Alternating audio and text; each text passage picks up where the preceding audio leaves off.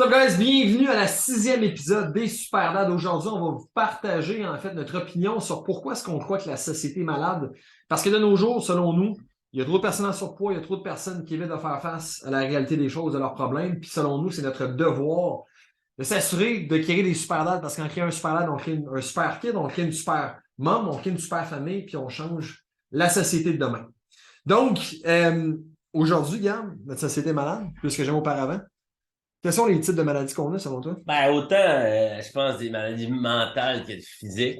Il y a de la dépression, il y a des maladies. Est-ce que c'est vraiment une maladie, le manque d'estime, de confiance? Peut-être pas. Bref, il y a beaucoup de monde qui souffre de manque d'estime, manque de confiance, problème de santé, de tout ça. Relié beaucoup aussi, d'ailleurs, à nos habitudes de vie. OK? Pas des problèmes de santé qui arrivent tout à coup, hein, qui nous frappent tout à coup. Il y a souvent, nécessairement un processus pour se rendre à ce problème de santé-là. Donc, je pense qu'il y a une panoplie de problèmes de santé malgré le fait qu'on n'ait jamais été aussi développé. Le système de. Nos connaissances sur la santé, le bien-être, et ainsi de suite, n'avaient jamais été aussi grandes. Ouais. Fait que oui, comme j'allais le dire, là, la longévité de l'être humain s'est améliorée au cours des dernières années. Mais est-ce que la longévité s'est améliorée au niveau auquel la technologie a évolué au cours des dernières années?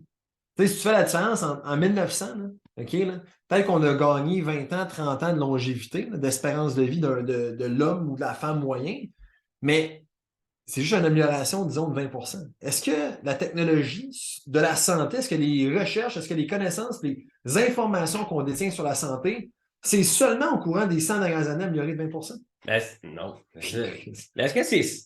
Est-ce que c'est seulement savoir les affaires? Combien d'études ont été faites sur la fucking cigarette, que c'est de la merde, puis que ça donne le cancer, puis que tu vas mourir dans des fins atroces, puis qu'il y a des faces plein de cancer sur ton paquet, puis que le monde continue? Pas juste de savoir, c'est ça un des problèmes, selon moi, c'est qu'on sait plein d'affaires. Puis on aime ça flexer tout ce qu'on sait, hein? Mais est-ce que si on applique tout ce qu'on sait, ça c'est une autre histoire? Exact. Parce que la différence entre savoir et avoir, c'est de passer à l'action sur ce que tu sais. C'est de faire. Puis on est dans une communauté, dans une société de nos jours où est-ce qu'on préfère couper les coins ronds, où est-ce qu'on déteste faire, mais on préfère avoir plus de connaissances qui nous apportent à avoir encore plus de. Parce que tu sais, quand tu détiens beaucoup de connaissances, le problème, c'est que tu tombes un peu dans la paralyse d'analyse. C'est que tu analyses tellement les affaires avant de passer à l'action que finalement, tes connaissances, c'est plus un fardeau qu'autre chose. C'est ça. Fait que, tu sais, là, l'information n'a jamais été aussi disponible, facile à avoir. Fait que tu veux savoir, c'est quoi la distance entre le soleil et la Terre, tu vas l'avoir en une seconde, et ainsi de suite. Mais c'est ça, c'est qu'on sait tellement d'affaires que ça nous empêche de faire des choses. Exact. Exact. Puis, on met des mots sur des conditions qui nous empêchent de faire face à la réalité. Disons, prenons l'obésité.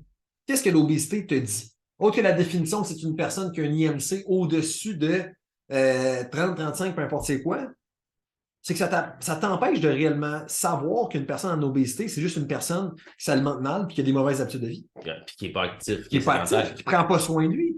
Fait qu'à la fin de la journée, selon nous, là, selon moi personnellement, qu'est-ce qui se passe? C'est qu'on a développé une société qui adore gérer des problèmes. On préfère gérer des problèmes, en fait, que les résoudre à la base. Pourquoi, selon toi? J'ai une réponse. Hein? Pourquoi est-ce qu'on préfère gérer des problèmes? Parce qu'un problème nous rapporte de l'argent. L'argent à la personne qui va venir le gérer. Ouais, mon avis. Une autre raison, je pense que c'est parce que gérer un problème demande moins d'efforts que le régler. Aussi. Fait que, on cherche la facilité, puis on en reparlait dernièrement, mais c'est ça, c'est que de gérer un problème, non seulement ça génère de l'argent, mais ça aussi fait en sorte qu'on a moins besoin de fournir d'efforts pour régler réellement le problème. Exact. Puis, parce qu'on va dire les affaires. Si on avait des cours à l'éducation, pas physique, mais à l'éducation à la santé, puis on éduquait, puis on enseignait à nos enfants qu'est-ce que réellement la santé, sans dire de manger des fruits et des légumes, mais de parler réellement du poids, right? De parler du réel problème au lieu de simplement de faire surface, right? De parler que le surpoids est un problème de santé majeur qui est responsable de la majorité des maladies cardiovasculaires, cardio-respiratoires, mentales aussi, dépression, manque de confiance en soi, etc., bien, on pourrait être capable, en fait, de régler un problème avant même que le problème survienne. Parce que régler un problème, c'est difficile quand le problème est déjà là. Right? Puis quand le problème, il n'est pas arrivé du jour au lendemain. Parce que tu te fais frapper en auto, là. ben, on peut tenter de régler le problème, mais c'est un problème qui se passe en une demi-seconde qu'on n'a pas vraiment le contrôle dessus. Mais un problème d'obésité, puis un problème d'une personne qui fait un AVC à l'âge de 44 ans comme ton père, il a peut-être eu un AVC à 44 ans, mais il était malade à partir de l'âge de 20 ans. Peut-être qu'il n'était pas en surpoids à l'âge de 20 ans, mais clairement qu'il n'avait pas les bonnes habitudes de vie pour lui éviter un AVC 20 ans, 25 ans plus tard. Parce qu'il n'y a pas, autre que des conditions là, qui sont faites de même, peut-être même des conditions génétiques, toutes les maladies, en fait, là, qui sont reliées avec l'obésité et le surpoids n'arrivent pas du jour au lendemain. Ils arrivent par une accumulation des mauvaises habitudes dans le temps. Qui ne vont pas se passer sur un an, qui vont se passer sur des dizaines et des dizaines d'années. Fait on a parlé, en fait, de pourquoi est-ce que notre société est malade. C'est parce qu'on habitue nos personnes à devenir...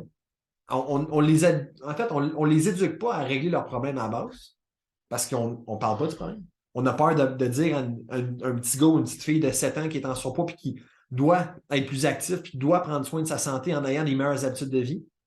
Ça fait en sorte que par la suite, quand on est rendu 30 ans plus tard, lorsque la personne découvre qu'elle est diabétique de type 2 à l'âge de 28 ans, 30 ans, 32 ans, à place de lui dire en fait que si elle pesait 30 livres, 40, 50 livres de moins, elle aurait pas mal moins de risques d'être en diabète de type 2. On préfère lui prescrire en fait de l'insuline.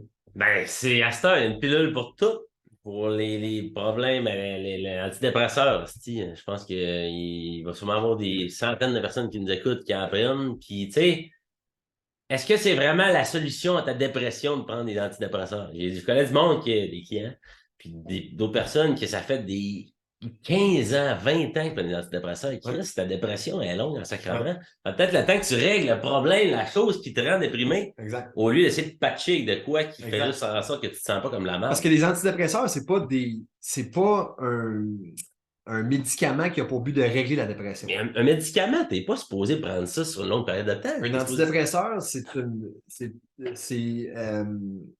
c'est un médicament qui a pour but de gérer, de contrôler les effets de la dépression.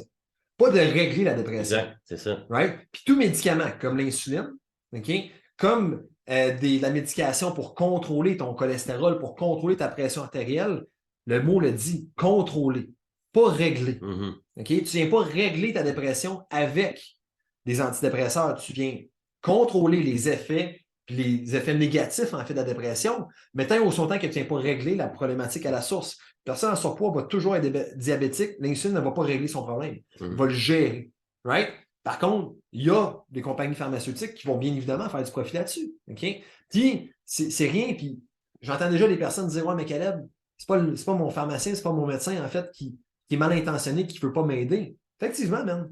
Mais si on était capable, si on avait appris à l'âge de 8 ans, que si tu es en obèse ou en surpoids, tu vas avoir des graves répercussions sur ta santé, tu vas devoir te piquer pour le restant de ta vie. Mais potentiellement, en fait, si on avait parlé du problème plus tôt, potentiellement que la réelle solution au problème, et non une méthode plaster de mettre sur le bobo, viendrait aider puis changer. Ce qui me fait rire, c'est souvent, on ne peut pas parler de poids avec des ados, des enfants. Ils sont trop jeunes pour ce genre d'affaires-là. C'est pas une bonne influence.